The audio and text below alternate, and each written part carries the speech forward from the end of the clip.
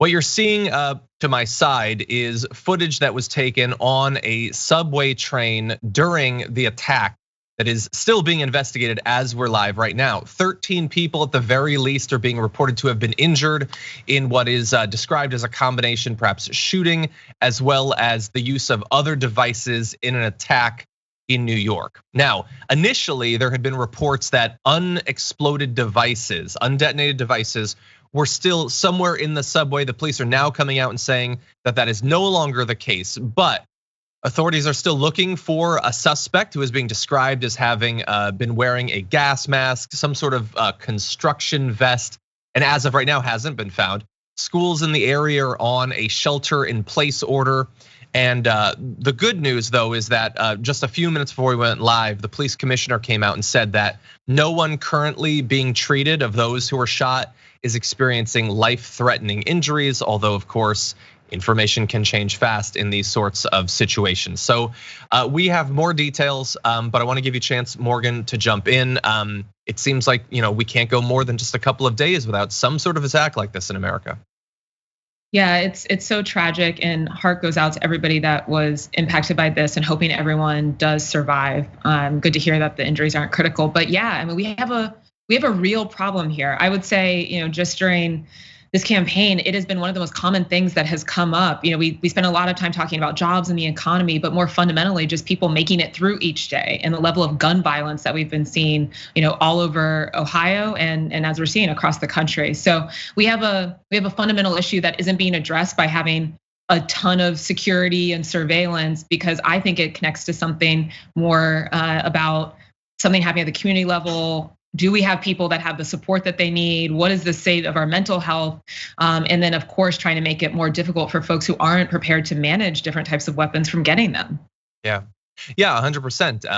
Anytime there's an incident like this, we try to look into as many potential influences and try to figure out what are we doing wrong, what can we change, what have we known that we should have changed for a long time. Of course, other outlets might pick one particular thing and focus on that, but we're concerned about this. We're also concerned about placing it in context. Like, while we acknowledge this is obviously terrible, imagine how horrified people must be. Like, whether this guy is found or not, tomorrow people are gonna have to get on the subway just to travel to work, to travel to school, those sorts of things, to get home.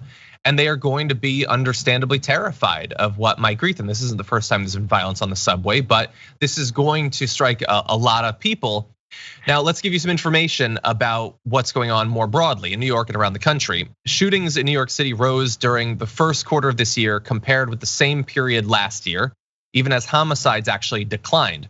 Shooting incidents increased from 260 to 296 in the first quarter of the year compared to last. And so you're seeing already a lot of discussion about this is a part of an ongoing crime wave, which, look, the number of shootings is up. That is a fact. The number of homicides is down. That is also a fact. And when you zoom out a bit more, gun violence hit historic lows in 2018 and 2019. We had seen it starting to go down. Even with recent increases during the pandemic period, rates of shootings, felony assaults, and overall major crimes are similar to or below the levels of the late 2000s and early 2010s. There have been 9 fewer murders this year compared with the same period last year. So that is all just background to what we do to get the numbers even lower, of course, Morgan. But people do need to understand that they're gonna see a lot of bombastic claims about a Biden crime wave and everything. And we need to understand the actual numbers. Yeah, I think that's really important context, and it's important that we point out that we're not experiencing some completely unprecedented level of crime for sure. But I do think that we have become used to some base level of crime, and with a lot of these shootings that just isn't acceptable, and it's not sustainable, right? I mean, like you were saying, the fact that now people are gonna wake up tomorrow, have to, in the case of New York, have to get on the train, think about these types of incidents. It's the same thing that we all are really facing as we do things like go to the grocery store. And when are we finally gonna come together and just address the root causes, not just deal with the similar talking points that happen after one of these things? Because it's a real threat, I think, just the lack of safety in a number of respects to our futures as a country. Yeah, and I tried partially because I was doing some news hits this morning, partially because I was prepping for the show. It was relatively easy, but I tried to avoid any of the direct, unfiltered news takes on this because I just couldn't take it at this point. But I am sure there are people right now on shows that might superficially look like ours saying that the solution to this would have been more people on the subway being armed. You need more guns on the subway, more other people with explosives on the subway to stop this one guy. Okay, well that's a fun game. The fact that we, in America consume millions and millions of firearms every single year, that doesn't seem to be solving the problem by itself. So maybe we should look into other potential explanations. And then even in the limited amount of the news that I did absorb, I already had to experience the debate that was going on over, I believe it was on CBS News. I apologize if I'm wrong about that. A reporter saying that this doesn't appear to be conventional terrorism. And I don't even want to know what that's supposed to mean. I suspect, I have a feeling I know what that's supposed to allude to, but I don't like it. Anyway, also our producer is filling us in. Yes, so as with previously in large cities, when there are crises like this, you have an immediate jacking up of price of like rideshare services, Uber and Lyft and those sorts of things. And then after some pushback, the service usually cuts it, which they did in this case. And I don't like either part of that. I don't like that in the immediate aftermath of a crisis, people might sort of be exploited and just trying to get out of the area. But then even when they cut the price, it's always presented as, well, look at this great charitable thing that they're doing. They're lowering their profits, but it shouldn't have been jacked up in the first place.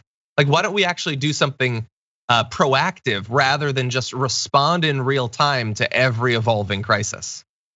Yeah, exactly. And this is, I mean, just touching on the Uber, which don't even get me started on the gig economy and a lot of these companies and just how they have used their market dominance to take advantage of people and prices and kill the taxi market and all of that. But no, I mean, the danger here too is that it continues to push people further into the cocoon and cocoon mentality that, I don't want to be using public transportation. I don't want to be out there. I'm just going to double down on my own personal safety and this individualistic approach. And that also leads to much bigger issues. So I do think this is a time when we need leaders that, are not going to feed into the frenzy and really start to move us to come together and think about solutions that are, again, going to get at the root causes of what this is all about.